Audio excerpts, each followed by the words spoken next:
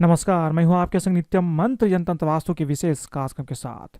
पितृपक्ष की अंतिम दिन यानी सर्व पितृ अमावस्या के दिन ज्ञात और अज्ञात पितरों की पिंडदान और तर्पण करके उनको विदाई की जाती है।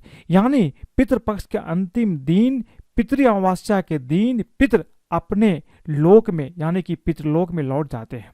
इसलिए पितरों की विदाई करने से पहले आपको कुछ चीज अवश्य कर लेना चाहिए, ताकि पितृ खुश हो करके अपने पितृलोक में लौटेंगे तो वो आपको आशीर्वाद प्रदान करके जाएंगे और आपकी जीवन का भला ही भला होगा।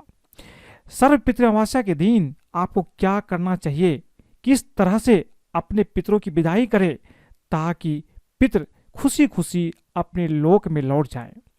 तो बने रहिए हमारे साथ, हम आपको बताएंगे सर्व पितृ अमावस्या पर हाथ में दीपक लेकर के बस बोल दे एक चीज, पितृ खुश होकर के जाएंगे। लेकिन इसके पहले अगर आप हमारे चैनल को सब्सक्राइब नहीं किए हैं तो कृपया से सब्सक्राइब कर ले तथा बेल बटन को भी दबाएं ताकि नए वीडियो का नोटिफिकेशन आपको तुरंत मिल जाए। पितृपक्ष में लोग अपने पितरों की श्राद्ध कर्म पिंडदान तर्पण करते हैं। पितृपक्ष में अंतिम श्राद्ध को सर्व पितृ अमावस्या के नाम से जाना जाता है। पितृपक्ष का अंतिम श्राद्ध सबसे महत्वपूर्ण होता है। सर्व पितृ अमावस्या का महत्व बहुत अधिक होता है, क्योंकि जिन्हें अपने पितरों की श्राद्ध का दिन याद नहीं होता वह इस दिन अपने पितरों का श्राद्ध कर्म और उन्हें तर्पण कर सकते हैं। श्राद्ध कर्म तर्पण पिंडदान करने से अनेक फल और अनेक लाभ की प्राप्ति होती है। यानी कि अगर आप पिंडदान तर्पण करते हैं तो आपके जीवन में आपको अनेक लाभ की प्राप्ति होती है, जैसे कि यम का आशीर्वाद प्राप्त होता है। जीवन में सभी प्रकार के पापों और बाधाओं से मुक्ति मिल जाती है। पूर्वजों की आत्माओं को मुक्ति देने में मदद करता है और मोक्ष प्राप्त करने में सहायक होता है। अगर आप पिंडदान करते हैं, तर्पण करते हैं तो आपकी पूर्वज की आत्मा को मुक्ति मिलती है और वो जाकर के विष्णु लोक में, शिव लोक में या स्वर्गलोक में निवास करते हैं। पितृपक्ष में अगर आप श्राद्ध कर्म करते हैं तो इससे आपके बच्चे समृद्ध और लंबे जीवन का आशीर्वाद प्राप्त करता है। इसलिए आपको पितृपक्ष में श्राद्ध कर्म अवश्य करना चाहिए।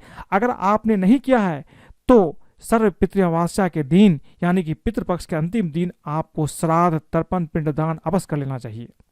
सर्व पितृ अमावस्या का महत्व इससे और अधिक हो जाता है, क्योंकि सर्व पितृ अमावस्या के दिन पूर्णिमा, अमावस्या या चतुर्दशी पर मरने वालों की श्राद्ध किया जाता है। इतना ही नहीं, सर्व पितृ अमावस्या पर आप उन सभी का श्राद्ध कर सकते हैं जिनके मरने की तिथि आपको पता नहीं हो।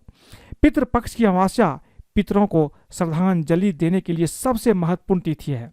इससे 7 पीढ़ियों तक के पितरों को मोक्ष की प्राप्ति हो जाती है। श्राद्ध उसी तिथि में किया जाना चाहिए जिस दिन आपके पूर्वज की मृत्यु हुई हो। यदि आप तारीख नहीं जानते हैं या आप किसी कारण से उस तिथि पर श्राद्ध नहीं कर सकते हैं या नहीं कर पाए हैं तो आप सर्व पितृ अमावस्या के दिन श्राद्ध कर सकते हैं। इसलिए अमावस्या श्राद्ध को सर्व पितृ मोक्ष अमावस्या के नाम से भी जाना जाता है। पितृ अमावस्या पर पितृ अपने पोते और बेटों पर प्यार, देखभाल और समृद्धि बरसाते हैं। वो उन्हें वरदान और आशीर्वाद देते हैं और उन्हें अच्छे स्वास्थ्य, लंबे जीवन के लिए भी आशीर्वाद प्रदान करते हैं। घर से सभी नकारात्मक ऊर्जा निकल जाती है और वास्तु दोष भी गायब हो जाता है।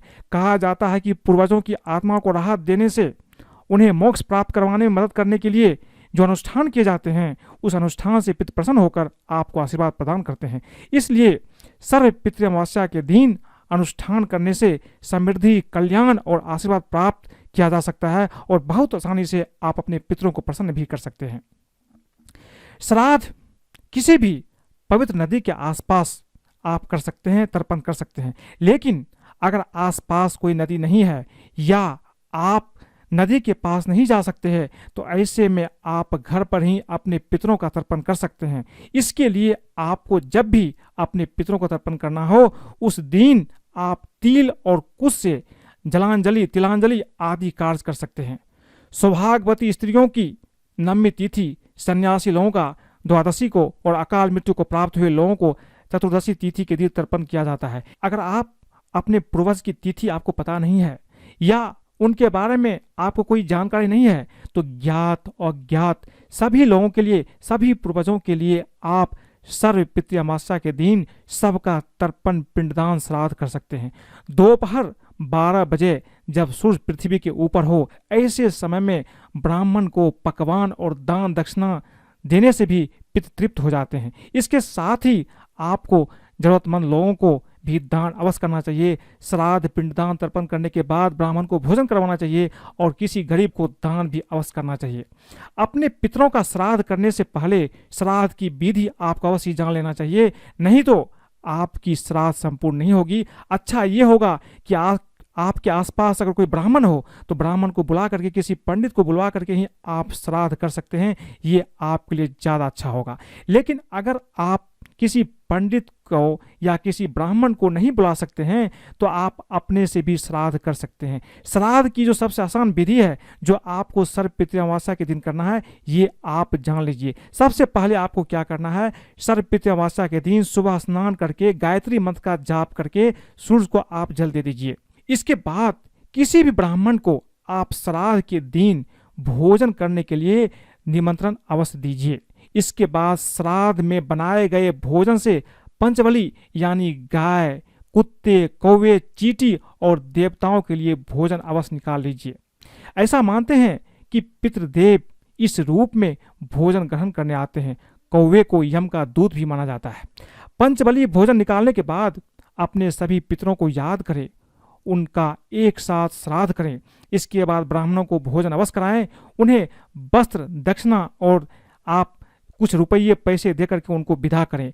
आप चाहे तो आप उन्हें एक वस्त्र या आप थोड़ा सा तिल भी दे सकते हैं। इसके साथ साथ आप तिल के साथ साथ आप नमक का भी दान करें तो यह आपके लिए बहुत ज़्यादा अच्छा होगा। ब्राह्मण को विदा करते समय आपको उनके पैर अवश्य छूने चाहिए, उनका आशीर्वाद प्राप्त करना चाहिए। इसके बाद किसी गरीब या जरूरतमंद को भी भोजन कराना चाहिए। अपने सामर्थ्य के अनुसार उसे आप दक्षिणा भी अवश्य दें। सर्वपितृ अमावस्या के दिन आपको अपने भांजे को भी भोजन अवश्य कराना चाहिए और उसे सामर्थ्य के अनुसार उसे भी आप कुछ अवश्य दान के रूप में देना चाहिए। इस दिन आप अपने पितरों के प्रति जो भी दान करते हैं उसे अवश्य ही पितृ ग्रहण करते हैं, क्योंकि इस दिन किया गया दान पितरों तक पहुंच जाता है। ये बहुत ही ज़्यादा महत्वपूर्ण है। सर्वपितृ अमावस्या के दिन शाम के समय में आपको अपने घर में पितरों के नाम से भी कम से कम 16 दीपक अवश्य जलाना चाहिए, नहीं तो आप कम से कम 4 दीपक जला लीजिए। आप अपने मुख द्वार पर दीपक जला लीजिए, अपने किचन में जहाँ पानी है वहाँ दीपक जलाइए।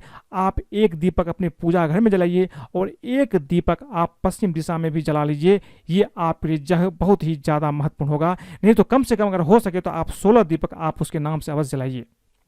बहुत लोगों के पास समय नहीं होता है या विधि विधान से श्राद्ध करने में असमर्थ हो जाते हैं। ऐसे में आप श्राद्ध कर्म के लिए बहुत आसानी से एक विधि में आपको बता रहा हूं, इससे भी आप श्राद्ध कर्म कर सकते हैं। मैंने आपको श्राद्ध की एक विधि बताई है। अगर आप इस विधि श्राद्ध कर सकते तो अच्छी बात है। अगर आप नहीं कर सकते हैं तो एक आसान विधि करने से भी आपके पितृ आपसे खुश होकर के जाते हैं। सर्वपितृ अमावस्या के दिन दक्षिण दिशा की ओर मुख करके जल में श्वेत पुष्प और काला तिल डाल करके पितरों का तर्पण कर लीजिए, उन्हें जल दे दीजिए। ऐसा करने से परिवार में सुख एवं समृद्धि आती है। तर्पण के बाद आसमान की ओर हाथ ऊपर करके पितरों को प्रणाम कर लीजिए, फिर उनको श्रद्धापूर्वक भोजन दीजिए। भोजन का कुछ अंश आप कौवा को भी दे दीजिए। फिर ब्राह्मणों को भोजन करा करके दक्षिणा दे और विदा करें। शाम को घर के बाहर दीपक जलाइए और पितरों को प्रणाम करके उन्हें विदा कीजिए। इससे भी आपके पितृ प्रसन्न हो जाते हैं। पितृपक्ष में पितरों का श्राद्ध और उनका तर्पण किया जाता है। पितरों के श्राद्ध के बाद ब्राह्मणों को भोजन कराया जाता है, लेकिन ब्राह्मण को भोजन कराते समय आपको कुछ नियमों का पालन अवश्य करना चाहिए, नहीं तो आपका श्राद्ध पितरों तक नहीं पहुंचेगा और न ही आपको पितरों की कृपा प्राप्त होगी। तो जब भी आप ब्राह्मण को भोजन कराते हैं तो आप कुछ चीज़ों का ध्यान अवश्य रखिए। सबसे पहली चीज़ है, ब्राह्मणों को श्राद्ध का भोजन कराने से पहले आदर पूर्वक उसे निमंत्रण देना चाहिए और जो खाना आपके पितरों को पसंद था वही खाना आप अपने हाथों से बनाइए, तो ये आपके लिए अच्छा रहेगा। जब ब्राह्मण आपके घर आए तो उन्हें श्राद्ध का भोजन खाली जमीन पर बैठकर ना कराइए, बल्कि जमीन पर कुछ न कुछ आप अवश्य बिछा दीजिए। पितृपक्ष में श्राद्ध का भोजन वैसे तो चांदी के बर्तनों में कराया जाता है, लेकिन यदि आपके पास चांदी के बर्तन नहीं है तो आप ब्राह्मण को पत्तलों पर भी भोजन करा सकते हैं। ब्राह्मणों को श्राद्ध का भोजन परोसते समय अपने दोनों हाथों का प्रयोग करें, एक हाथ से भोजन बिल्कुल भी ना परोसे। इस बात का विशेष ध्यान रखना चाहिए कि आप जब भी ब्राह्मण को भोजन कराएं तो उस समय पूरी शांति बनाए रखिए। श्राद्ध में भोजन के लिए आए ब्राह्मणों को दक्षिण दिशा में ही बैठाइए। श्राद्ध के भोजन में आपको पितरों की पसंद का भोजन बनाना चाहिए, जैसा कि मैंने आपको पहले बताया है। वही भोजन ब्राह्मण को भी करवाएं। ब्राह्मण को भोजन कराने से पहले थोड़ा सा भोजन गाय, कुत्ते, चींटी और कौवे के लिए भी अवश्य निकाल लीजिए। जब आपके ब्राह्मण श्राद्ध का भोजन ग्रहण कर ले तो उन्हें यथाशक्ति दक्षिणा भी अवश्य दीजिए। दक्षिणा देने के बाद ब्राह्मण के पैर अवश्य छुए, उनका आशीर्वाद प्राप्त कीजिए। इस तरह से अगर आप ब्राह्मण को भोजन करवाएंगे तो ये भोजन सीधा आपके पितृ तक पहुंचते हैं और पितृ इसे ग्रहण करके खुश होकर के अपने पितृलोक में पितृपक्ष के अंतिम दिन लौट जाते हैं। सर्व पितृ अमावस्या के दिन आपको कुछ उपाय भी अवश्य करना चाहिए ताकि आपके पितृ बहुत ज़्यादा प्रसन्न होकर के आपको आशीर्वाद प्रदान करें। यदि आप चाहते हैं कि आपके पितृ का आशीर्वाद और आपको पितृ दोष से मुक्ति मिल जाए तो आपको इस दिन कुछ कार्य अवश्य करना चाहिए। सर्व पितृ अमावस्या के दिन सुबह जल्दी उठ करके स्वच्छ कपड़े पहन करके गायत्री मंत्र जपते हुए सूर्य को जल चढ़ाने के बाद पितरों का तर्पण भी आप कीजिए। पितरों को तर्पण के दौरान जौ, तिल आदि भी तर्पण करना चाहिए। इससे व्यक्ति को दीर्घायु, यश, धन, धान की प्राप्ति होती है। इसके साथ ही पितरों की कृपा भी प्राप्त होती है। सब प्रकार के सुख, समृद्धि और सौभाग्य की प्राप्ति होती है। इस दिन घर में बनाए भोजन में से सबसे पहले कौवे, गाय, चींटियों और कुत्तों को भी भोजन आपको अर्पित करना चाहिए। शास्त्रों में मान्यता है कि पितृ किसी भी रूप में आकर के भोजन ग्रहण कर सकते हैं, इसीलिए इसका भी आपको ध्यान रखना चाहिए। पीपल के पेड़ के नीचे पितरों के निमित्त आपको इस दिन दीपक अवश्य जलाना चाहिए। इससे आपके पितृ का आपके ऊपर आशीर्वाद प्राप्त होता है और आपका संघर्ष भी कम होता है।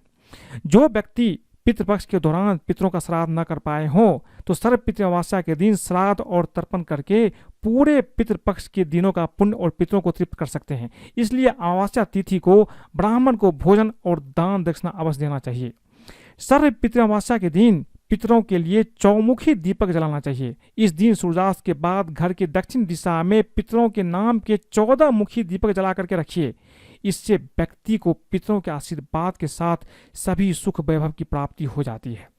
सर्व पितृ अमावस्या के दिन चांदी से निर्मित वस्तुओं का दान करने से पितरों की आत्मा को शांति मिलती है और वे अपने संतान को सुखी जीवन का आशीर्वाद भी प्रदान करते हैं। इसलिए अगर हो सके तो आप चांदी का दान कीजिए, चाहे आप थोड़ा सा भी दान कर सके तो ये भी आपके लिए अच्छा होगा।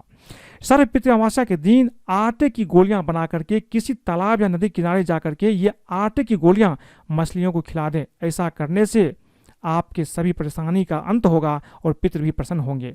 सर्व पितृ अमावस्या पर काली चींटियों को शक्कर मिला हुआ आटा खिलाने से भी आपके सभी पाप खत्म हो जाते हैं और पितृ भी प्रसन्न होकर के अपने लोक में लौट जाते हैं।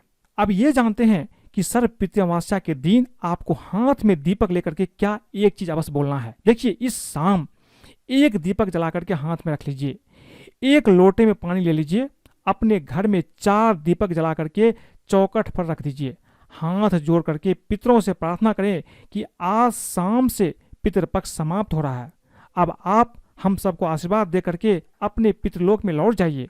आप हम सब पर साल भर अपनी कृपा बरसाते रहिए और अपने आशीर्वाद से घर में मांगलिकता बनाए रखिए। यह बोल करके दीपक और पानी के लोटे को मंदिर ले जा करके आप वहां पर रख दीजिए। वहां जा करके दीपक भगवान विष्णु की प्रतिमा के सामने रख दें और जल पीपल के पेड़ में चढ़ा दीजिए। ऐसा करने से आपके पितृ खुश होकर के पितृलोक में लौटेंगे और आपको आशीर्वाद भी अवश्य प्रदान करेंगे। तो आज मैंने आपको बताई कि सर्व पितृ अमावस्या के दिन आपको क्या अवश्य करना है, किस तरह से अपने पितरों को प्रसन्न करना है। अगर आपको ये वीडियो पसंद आए तो कृपया इसे लाइक करें, सब्सक्राइब करें, अपने दोस्तों, सगे संबंधियों के साथ भी शेयर करें ताकि वो भी अगर इस उपाय को करते हैं तो उसके ऊपर भी पितृ प्रसन्न होते हैं। आज के लिए बस इतना ही।